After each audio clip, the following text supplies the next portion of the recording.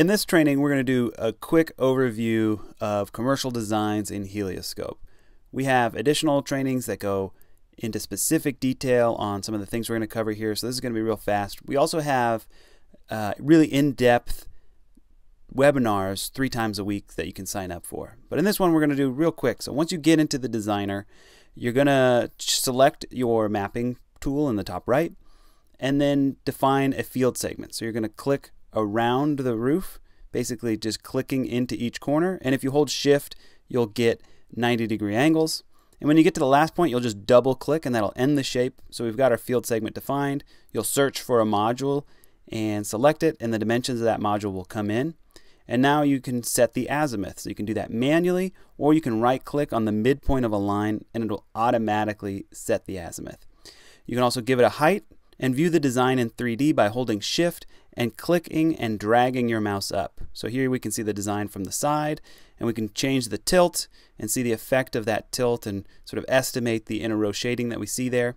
We can adjust the row spacing manually to hit a specific racking, or we can use time of day analysis or ground coverage ratio to automatically space the modules based on the local requirements.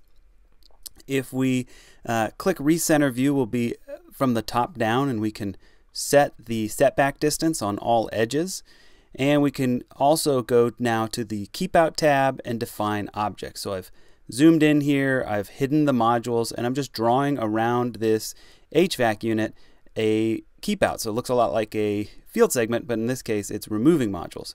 I'm defining a setback on all edges from that object and a height. So you can see the shade pattern from that object on the winter solstice from 10 to 2. If I hold the Alt key, I can click and drag and create copies of that object around the roof.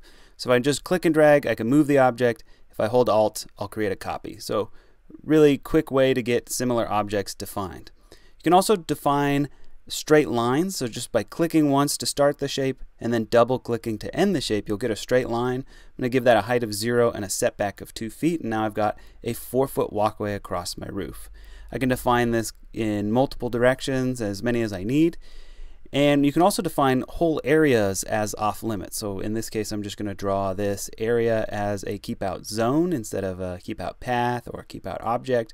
It's just a zone with a height of 0, and modules are removed from that.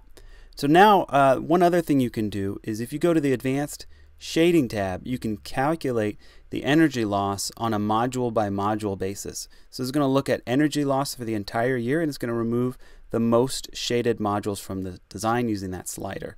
So if there are any modules that are left over, you can just right click on them to remove them in the keep out mode.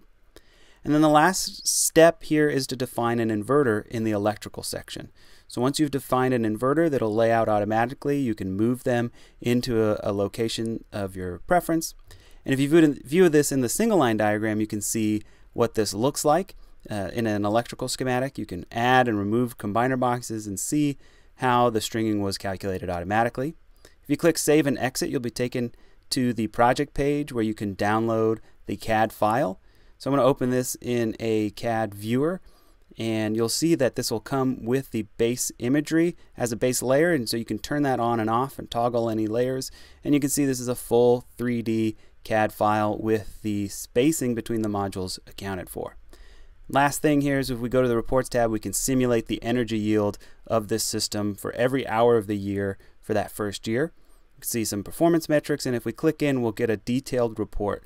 So the energy analysis is on top, and the design summary is on bottom. So here we can see what the system's going to look like. We can change what layers we show the customer.